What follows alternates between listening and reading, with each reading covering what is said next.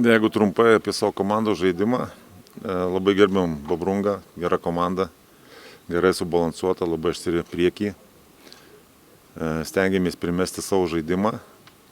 Labai džiugu, kad komanda tą išlaiko tokį stabilumą gynyboje, neleidžia sukurti daug varžovams. Bet šiandien ko trūko, galbūt šalto proto ir ramybės ir tikslumo, ypatingai atakoje, nes tikrai buvo tokių baudos aikštelėje momentų, kur buvo galima paspręsti, nes pirmas lietimas nepasisekdavo, tai suvėlodom su smūgiu. Tai jeigu imant reziumė, neįmušė, reiškia, šią dieną nevertas pergalės.